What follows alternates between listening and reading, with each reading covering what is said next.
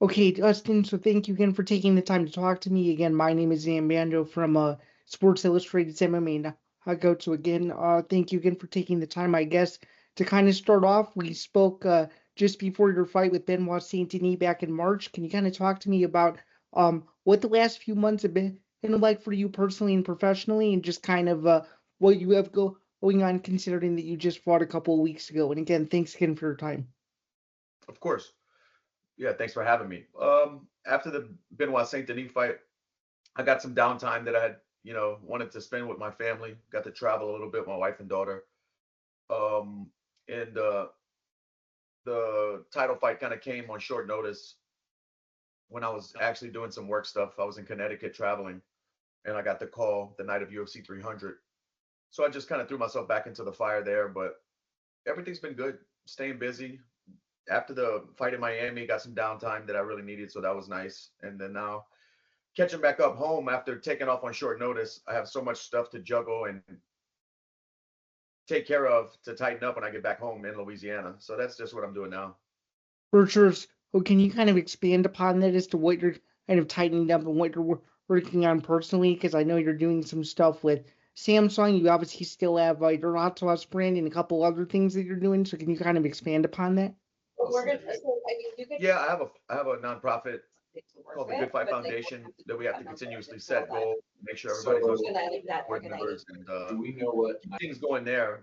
But also, I have a huge liquor store here in Lafayette, Louisiana. I have the hot sauce. I'm part of a bourbon company. Uh, I did a video shoot with Samsung. I'm a father, so I have a daughter in competitive cheer and tumbling. So it's just a lot of hats that I wear. Then when I'm going doing these training camps, I can't be here on the spot talking to my employees and doing everything that I'm supposed to be doing as a business owner. I do have a lot of support and people who help me, but I'm always playing catch up. For sure. And speaking of just the support and the people around you and just some of the things that you have going on, it was recently announced that you're going to be a desk analyst this upcoming weekend for UFC 303. Can you kind of talk about how that whole thing came together and just kind of what your involvement is going to look like with UFC 303 as well as UFC X? Because I know it's obviously a major weekend in Las Vegas. And can you just talk to me about what other non-fighting things you're working on besides what you've already mentioned so far? Yeah, I think a year ago or a year and a half ago, I worked the desk in Miami when George Masvidal fought his retirement fight in the UFC against Gilbert Burns. I was a desk analyst there, and I told him I'd like to get more gigs and try to get more reps in so I can get better at this because it's an art as well, and the reps count, especially on live TV. So they're bringing me in for 3 days. I'm going to do the pre-show. I'm going to do the weigh-in show, UFC Live. I'm going to be on Sports Center. Then I'm going to do the post-show with Anik and Timmy Atlas. And I enjoy that stuff. I love talking about fighting, and I want to stay around this sport as I'm fighting less and less each year. Um, but let me think. The other things I have outside of fighting was the question. Yeah. A lot of things, man. I also am a part owner of a seltzer water company called Hop Water that we brew with hops and adaptogens. I'm working with Robert Graham Clothing Line. We're gonna possibly do where I help them design a clothing line. They've been a long time sponsor of mine, and I've been working with them for a while. So I'm just, like I said, dude, I'm juggling all kinds of things.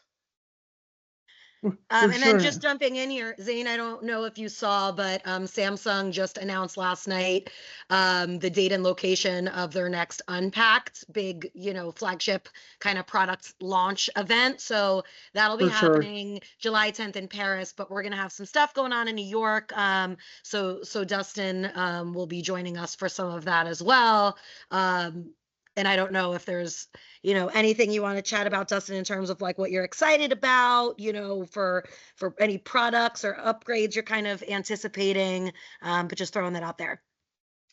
I so I got to work with some of the new products that are going to be announced, and I can't talk too much about them, Okay. but but huge upgrades. I'm excited about it. I wish I was able to. I did a video shoot where we are kind of showing the products in action. Uh, I would have liked to took some home. They wouldn't let me,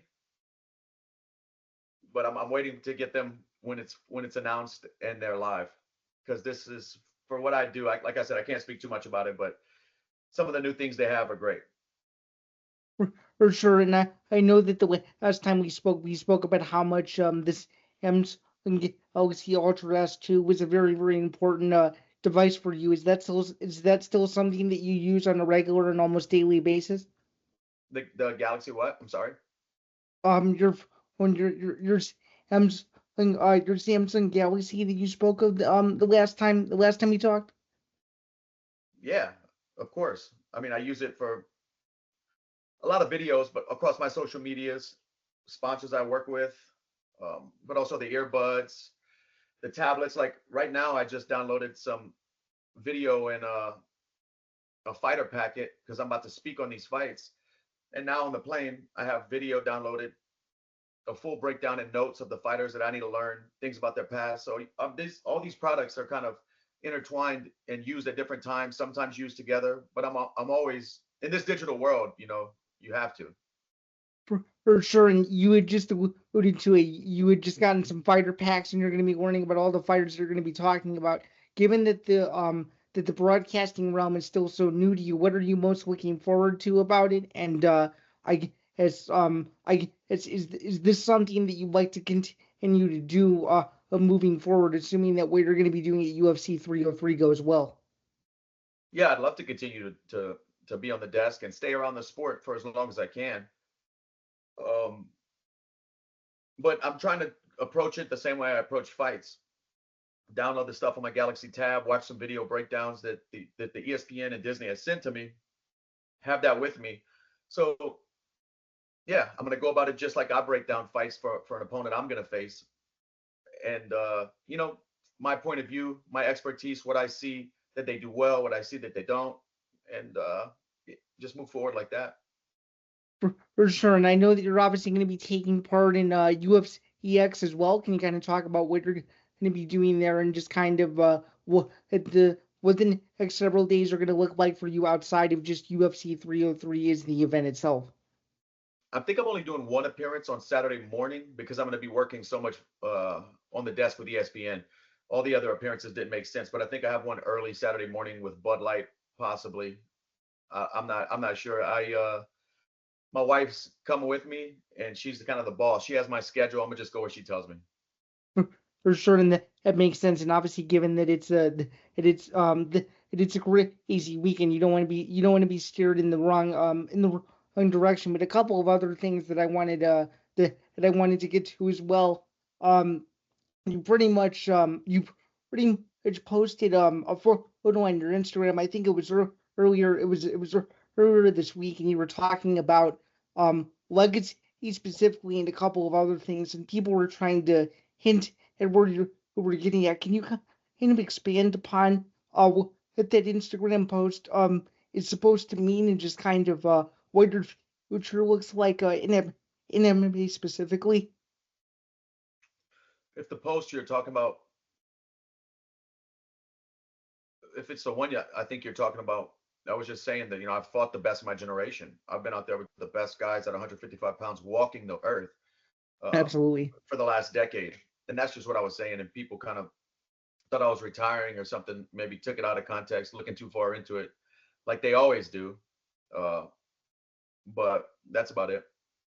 So, I guess with that being said, just to clarify, you have still yet to make a decision as to whether or not you will or won't retire. Is that what I'm hearing correctly? Yeah, Okay. Okay.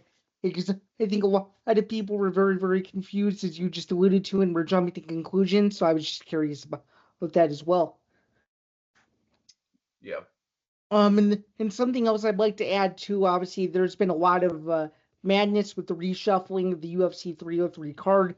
Obviously, the Conor McGregor Michael Chandler fight was postponed. Were you surprised to see that? And do you think that the UFC will be able to rebook that at some point in the future?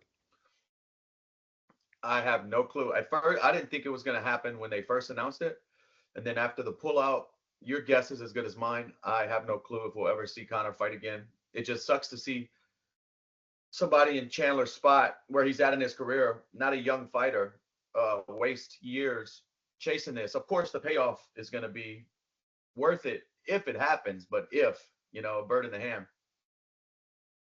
Or, and I know that kind of that kind of took the internet by storm. So I was just curious to hear what your thoughts were on that. Outside of UFC 303 and everything that you've going on this weekend, what is the rest of the summer going to look like for you, just in terms of projects or anything new that you have going on, or is everything just going to pretty much be status quo with everything that you have going on currently? Yeah, just trying to make sure I'm running all the things that I need to correctly, staying in the gym, not getting too far out of shape or anything, and that's it. Kind of see what's next, see what offers I get, see what excites me. Just go with the flow. And is that we this what currently he does excite you overall, if anything at the moment, or are you not ready to speak on that quite yet? I don't have anything that does. Maybe when I get a call with the right name, I'll know. But right now, just thinking about the lay of the division, I'm not really excited about a whole lot. It's fair to say, outside of all of the questions I've asked you today, is there anything else you would like to add? I'm going to give you the floor for the last question. And again, thank you again for your time. I know you have a really busy week, and just to be able to sit down and talk to you was awesome. So thank you again. Of course, and thank you for the invite. Um, if anything I could add to this, um, if you, I got one. If you're a Samsung fan, don't miss the unboxing. This is some new stuff that they're launching that's great. I've been waiting on something like this. Can't talk about it too much, but it's going to be something that I use every day. One of these products is going to be something I use every day, no doubt. Sounds good. Well, I can't wait to see more when everything comes to launch and everything's out to the public. But Dustin, thank you again for your time. Have a wonderful rest of your week, and I hope to be talking to you at some point in the future. Enjoy the rest of your day, man. Thank you so much, and great to chat with you again.